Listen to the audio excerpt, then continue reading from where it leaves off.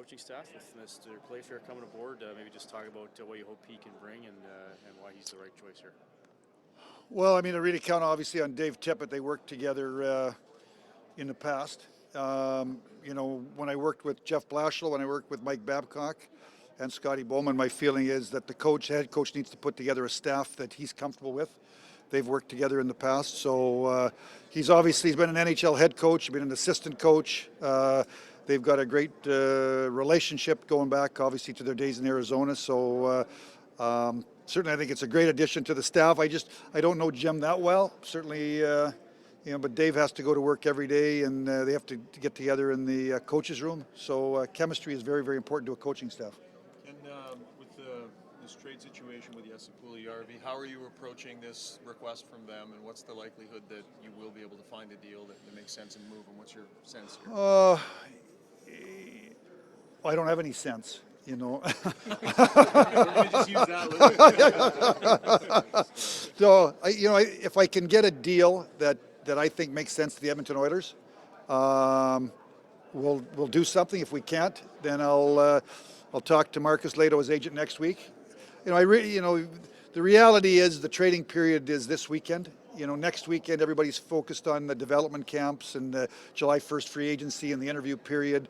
So I'm talking to a lot of people, and if there's a deal to be made, we'll pull it. And if not, then I'll double back and talk to Marcus next week. Would you prefer, or ideally, would the return be something that could help you in your lineup night in, night out this season, or is a deal for futures, if they're right futures, makes sense? I'd go either. Either way. Were you surprised by this, considering it's a fresh start for him with you here now and Dave here now? Was there a reason given for him not wanting to be here anymore? Well, I mean, I wasn't surprised yesterday because I talked to Marcus Ledo a few days after I became the general manager of the Oilers. So, he told me at that point in time they felt it was in their best interest for a fresh start. I've been in that situation many times before. Over 22 years, you see lots of situations. I was hoping to let the calendar go by a little bit, hire a new coach, and then we would reach out to Jesse. And obviously, things didn't change from my first conversation with Marcus. So certainly, I was hopeful that with a new manager and a new coach, that they would be. He's the 4th overall pick in the draft 3 years ago. He's 21 years of age. He's still a young player. My hope was that we could get him into an Oiler uniform and go about the process of developing him into the best player that he can be. Obviously, things have probably changed here over the last few days, but if I can do a deal, I'm going to do a deal. If there's no deal to be made, there's no deal to be made, and then we'll have to deal with the situation next week. And you're okay with the idea that perhaps he spends a year in Europe if he's not willing to come to Edmonton? Yeah, I am good. Yeah. I know Milan's had his name in the rumor mill a lot lately. He's been away on vacation. Have you had a chance to connect with him since he's returned? I have not connected with him. I've talked to his agent, but I have not connected with Milan. Any talk of waiving? Will that come after you have a deal in place? If there's a deal, no trade with Milan and that. So do you make that request ahead of time, or do you wait till after, or where's that at? I don't have a deal. Right. So that happens. I think that. I just touched base with Milan's agent yesterday. When there's rumors, you guys chase rumors. I don't blame you. That's your job. Sometimes there's truth to rumors. Sometimes there's not. I think, my feeling as the manager of the Oilers, I'm brand new. Obviously, they had a tough year last year. There's some great pieces there. I have to work the phones, explore all options that I think can make us better in the short term and the long term.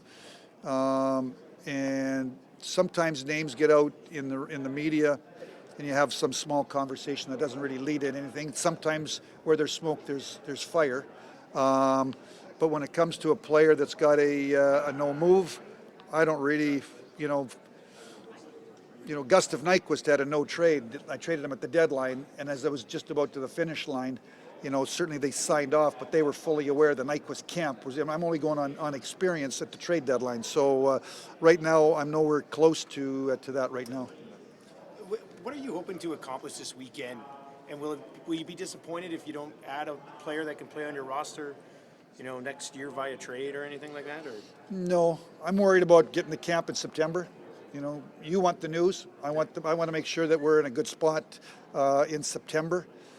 I think we focused obviously on the draft. We want to get we're going to get a good player at pick 8, and then we got some picks tomorrow. Done lots of talking, but there's always lots of talking.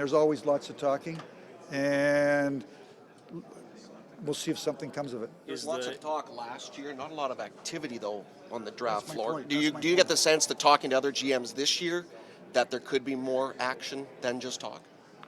I don't know. I'll let you know Saturday night. I don't know. Kid, you have number 8. Like, are you really locked into, I want to hang on to that, or are you flexible to go? How flexible are you to perhaps go either way? You can go by history. History suggests when I was in Detroit that, and we've traded back, but I've only, I've had 2 picks in the top 10 in Detroit. Pick 9 and pick 6. We used them both.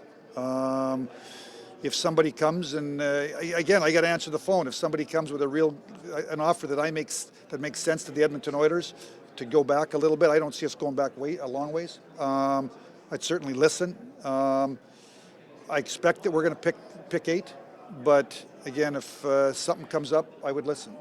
Do you feel reasonably comfortable that you'll get a goaltender of the caliber that you're hoping for, and kind of sense of the market? I think so. Yeah, I feel good. Yeah.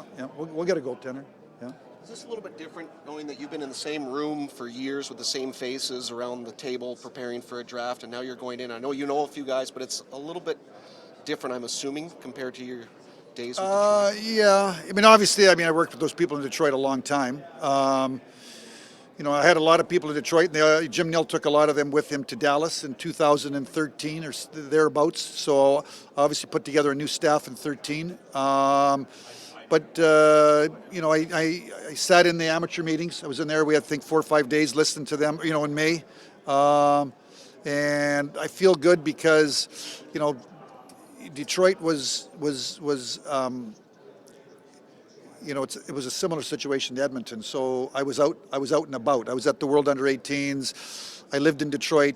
I'm 2 miles away from the U18 team. I saw them play 12, 15 times. They've obviously got a lot of kids that are going to go in the first round. So but at the end of the day, you're still relying on your scouts. They've seen 175 games each. I've seen 35 or 40. So, I ask the questions. I determine the direction and the philosophy, but certainly the first pick, the manager's really involved, and thereafter you're really counting on your people that are out in the field to find players. I don't think it's no different, in Edmonton than it was in Detroit. So I'm excited for the weekend. I think we're gonna, again, we got pick 8, and we need to walk away from this draft. And you got it down the road. You got 2, and you cross your fingers that you got 3 NHL players. That's how you speed the process up. You referenced the USA players. You have a good look at them. Why do you think that program has produced those guys, and how do you kind of distinguish how good they are, considering they're always playing with premium crop players? Well, number one, it's the best age group class in the U.S. So they're picking the 20 best players of that age group from that country. So you're going to have a good team. And then the question that you just asked is the question for when you evaluate this draft class, the next year's draft class. Some kids are playing Tier 2, some kids are playing in the men's league in Finland, some kids are playing major junior, some kids are on the 4th line of a real good junior team, some kids are on a bad junior team or playing on the 1st or 2nd line.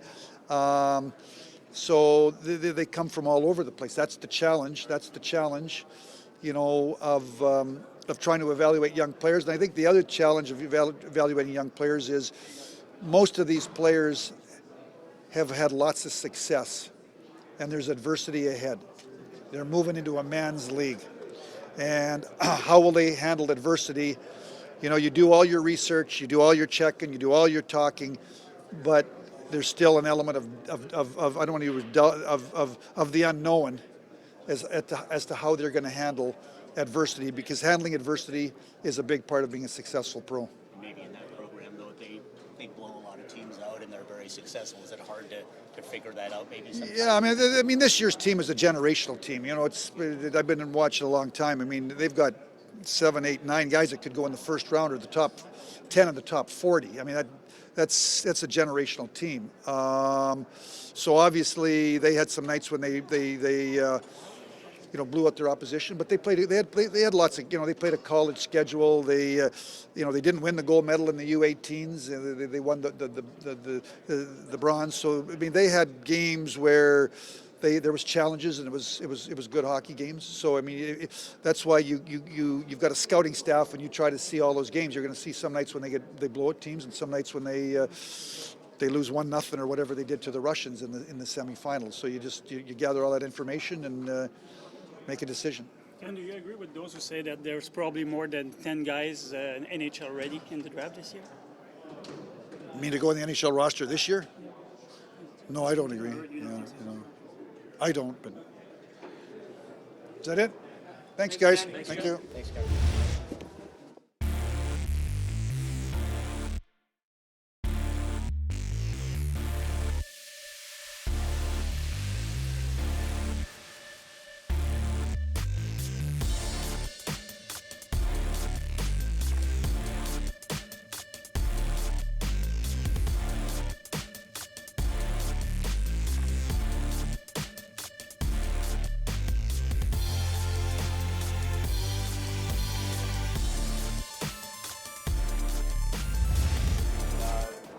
Associate coach, not new to you though, a guy you know really well. How do you think Jim's going to help and fit in here?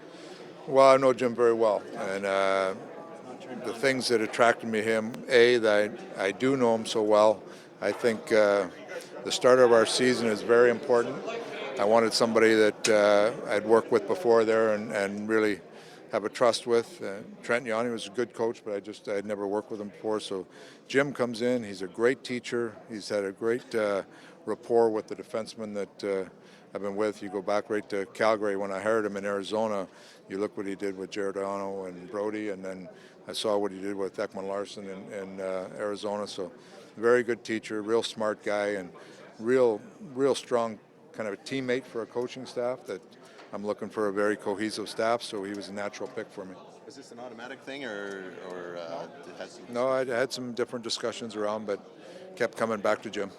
Are you very much like this coach's penalty kill, this coach's power play, or like just Coaches have their roles on it, but I touch on all those, and I tend to be very collaborative. But you got to have one point person on those. Like Gully will do the PP. Jim will head up the PK, but all the coaches involved will have, you sit down and go through it together. Just one person is more the point person of it.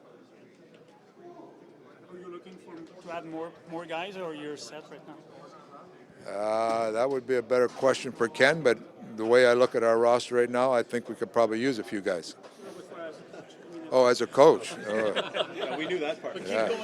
I was going to say, possibly one more. Yeah, possibly one more. We're just talking to a few different situations. Dave, you mentioned you talked to a few guys and you kept coming back to Jim. But when did you first get the ball rolling with Jim? Because this is a few weeks on. Ken got permission from Arizona. He had some contract left in Arizona, so Ken got permission from Arizona. I think it was last week or something like that we finally started to have some serious discussions about it. That dynamic between somebody you've worked with and know versus somebody you've never worked with before, that has to be huge, and just starting, well, especially when you're starting a new job. There's a comfort level that you just have to feel that there's going to be so much to do and so many moving parts that you got to have people that you know that they know how I work and I know how they work, so there's a trust factor there. So that's the biggest thing with Jim. And I look at the guy that runs the defense for a team. And when I first got in the NHL as a coach from Houston, I ran the defense in LA. Really, if you think about it, that coach is coaching against the other team's head coach with matchups and stuff like that. So you have to, I'm a believer, you have to have somebody with experience in that. Jim's been a head coach in the league. He's obviously done the assistant coach for a long time. So I have great amount of faith in him that the decisions he makes are ones that help us win. So I just have a comfort level there. Thanks, Dave. All right. Thanks, Dave.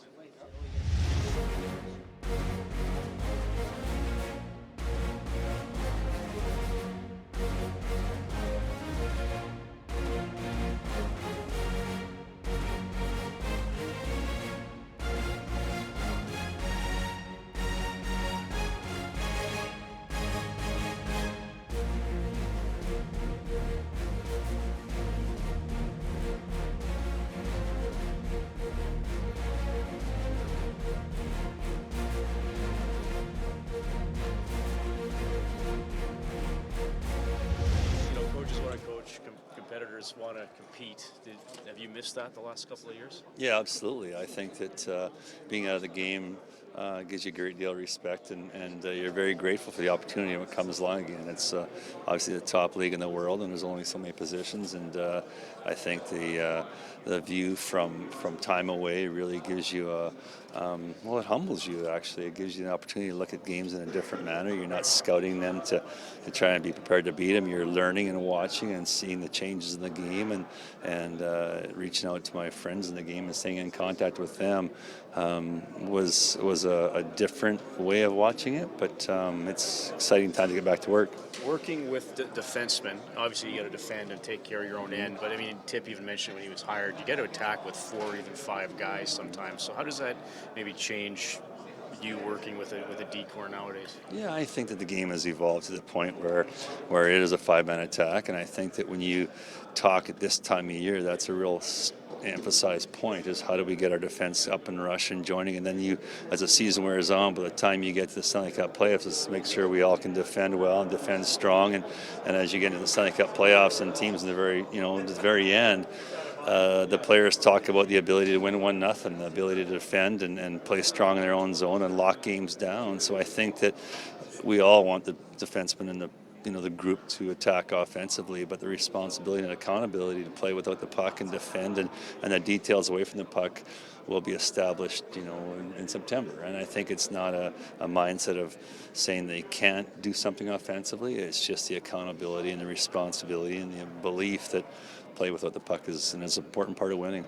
How do you feel about, if this is the blue line that you return, how do you feel about what you have to work with and what the group looks like? I've watched a lot of a lot of clips from their past season, and I think that you look at, they got some young players, I think, that are going to be pushing some of these guys in training camp for jobs. I went back east and watched some games in the Memorial Cup and saw some prospects there, and I think that you seeing what I would guess the depth of the group is excellent in Edmonton for the group. I mean, you watch, I like the ability for them to improve in areas. I've talked to Glenn Gullickson lots about their style. I've talked to Ken Hitchcock lots about the group back there, and I think there's some areas that hopefully we can add some details to, and some structure and some consistency, and being healthy from the start of the year for the group is going to be really important. So if we can stay healthy and come in with this group, I think we can be a good group. You talked about all the young players that they have here. As a coach, is that kind of, there's like unmolded clay almost? Is that when you want to get your hands on a player? Yeah, I think that you have to make sure that the veteran players, responsible players, your important players that are there now are really dialed into creating the identity you want to play with. And I think that the young kids have to come in and take their jobs. So if you can create the identity with your existing group that this is how we're going to play, this is how we're going to defend, this is how we're going to create offense, that when you get that group up and running, connecting with your forwards and with your goaltender, that's got to be the foundation to your game. And if the kids can come in and push, and you check, obviously Ken Holland's history is to make sure the kids are overripe when they come up, and I think that you have to create that luxury by making sure the players that are in the game in the league now that can carry that. So it's again, I think they're well poised with the depth they have with the young defensemen. The Oilers penalty kill over the last 2 years has been poor. I don't think there's any other way to put it. So how do you improve that? I mean, is it just personnel, or as a coach, how can you really impact that, build some results and some confidence? Yeah, I think it is confidence. I think it's it's heard 100 times, but your goaltender is an important part of your penalty kill. I think there's some structure that's important to get in place and build confidence. And I think that when it starts off not well, you have to try to reestablish the confidence in the players, the details, the consistency, and I think that going forward now, when you get into training camp and get to know where the confidence level is in it, you have to build on that and then try to identify some details that hopefully we can kill with a little more pressure and be a little more aggressive and improve it from there. Jim, for you personally, things almost seem to come full circle for you. Your first round pick of the Oilers in '82. Just maybe talk about the journey and how it's all come full circle. Yeah, it is kind of neat, actually. You think back to '82, it seems like, well, it was forever ago. But they were in the business of winning Stanley Cups, and they had good teams. And I wasn't able to crack the lineup, and I wasn't good enough to play at this level. And I moved on to Chicago after that, and away I went with my career. And so to be able to coach and come back, it's awesome. It's a special thing to be able to coach in NHL, and it's obviously special to coach in Canada. And it's awesome to be able to go back to Edmonton where it all started, and hopefully get back to winning. When you're away from the game for 2 years, okay, look, I'm already using information you told me we were talking about. Yeah, So I got to ask you about the Harley ride, though. Sure, yeah. What prompted that? What was the experience like? Well, I'll tell you what happened was when I first got to Arizona, my wife and I, Roxanne, went over to Dave Tippett's house for supper, and him and Wendy had us over, and we were walking out in the garage, and he's got 2 Harleys outside, and I'm like, or 2 bikes rather, 2 choppers out in his garage. I'm like, what's the story on these? He goes, I built one during each lockout type of thing. So I'm like, oh, okay. So Arizona, you see bikes all over the place. Good thing to do. So I kept thinking to myself and talking about one day I should buy a bike. So then it was November of last year, and there wasn't much going on. I had a friend, John Rowe, come down from British Columbia, and he was in for the week on his bike to go riding. So he says, let's go look at some bikes. We went and looked at one, and I bought it. And after I bought it, I said, could someone drive it home because I don't have my license? And so I went and got my biking license, and I practiced for a couple of weeks, and I took my wife for a ride one afternoon, and she loved it. So we put about 10,000 miles on the stupid thing, driving all over Arizona. So it's awesome because you got to pay attention to what you're doing because no one else is paying attention to you. So just to get out and the freedom to ride and to forget a lot of stuff is very therapeutic. And I'll have one for the rest of my life. This was just this past November, like 7 months ago. Or do you mean a year now? A year ago, yeah. And actually, I didn't ride it for the first block of the year because it was cold down in Arizona. I know it sounds crazy talking to someone from Edmonton, but it was a little chilly down. So I put about 10,000 miles on it in the last, like I say, probably rode for. That would be in about a 6-month riding window of time, yeah. But it was awesome, and I'm not sure I'll bring it to Edmonton, but it'll probably stay in Arizona. Excellent. That's awesome. All right. That's a great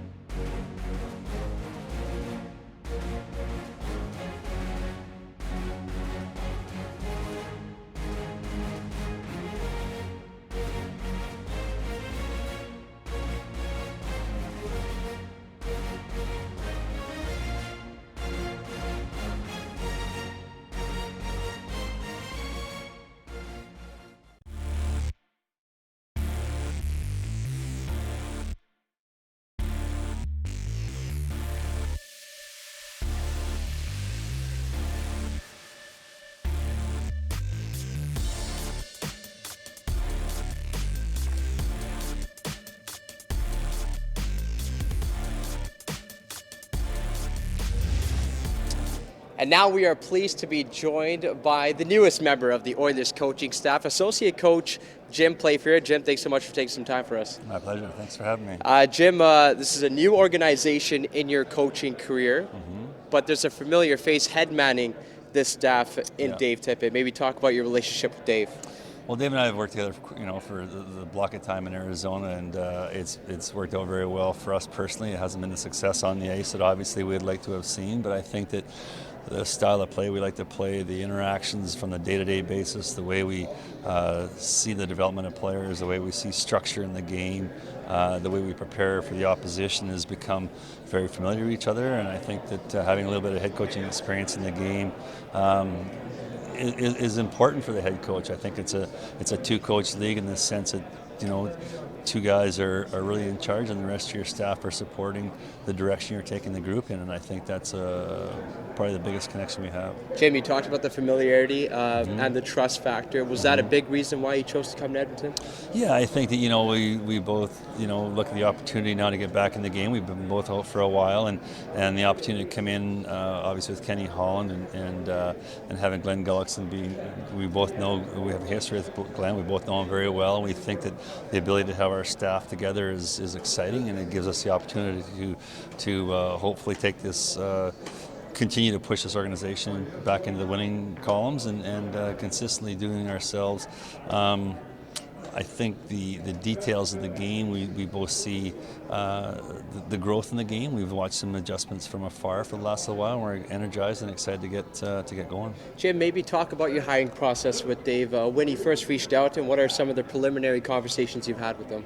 Well, I think the big thing goes back to when we were both let go. We just felt that we there was areas of our game where we felt like we could have improved on. We felt that we were we were both in a situation where when we left, we knew we wanted to come back in the league. We knew we wanted to take some time off and try to identify where the game could be improved. And so, what basically happened was he was in Seattle, and the deal was he was going to go there. I was pursuing other opportunities, and the Edmonton Oilers opportunity arose with Kenny Holland, and Dave just reached out to me and said, "Listen, there's an potential chance, and if I do, I'd be interested in maybe having you come on board." And so, it was a process, went through all the proper channels, and I think that now we both feel excited about getting back to work and getting started. Now, throughout your talks, what are some of the commonalities that you guys have shared, and how you guys hope to conduct the Edmonton bench? I think the big thing is giving players defined roles, making players feel like the job they have is the most important job for us throughout the game that night, and recognizing that you can help players grow and develop their game every day. In some ways videotape, some ways just a conversation, some days it's just leaving them alone. But I think we both recognize the structure of game, we want to play without the puck, the way we want to defend, the way we want to work in our own zone, create speed through the neutral zone, and spend as much time as possible in the offensive zone is real familiar with each other. We're very consistent in that, and I think that it's an opportunity for us to look back on what we've learned over our careers and be excited about applying it. For both of us, it's time to get back to work, and for Dave, it's the first time he's coached in Canada. I've obviously coached in Canada in the past, so that part of it, it's a small detail, but it's an exciting part of the detail. Now, this is also as big as a personal move as it is a professional move for you. Maybe talk about the steps that you went through with your family, your wife, and your 3 sons, and why you eventually chose Edmonton. Yeah, I think with our 3 kids, they're growing up, they're older, they're away from the house now, so it's just my wife and I making the decision, which is easier and funner and simpler. Yeah. But no, they're excited. Our children are brought up around the game, they've been around the game, and obviously they're excited about the fact they can, we can all get back into the NHL and doing it in Canada again. The energy, the excitement, the juice is something we're all looking forward to. Well, things come full circle for you because you were a 1982 first-round pick, 20th overall of the Edmonton Oilers. Pretty funny how life works out, doesn't it? Yeah, it's awesome, actually, when you look at it. I think when you're the team that drafts you, that reaches out to you at that point in time in your life, you stay connected to that group in some format for the rest of your life, I think. And so I've always watched the Oilers from a little bit of a distance and kind of paid attention to what's happened. And now when this opportunity arose, it was funny to bring it back full circle, and it'll be good. Jim, we appreciate your time. All right, my pleasure. Thank you. Thank you.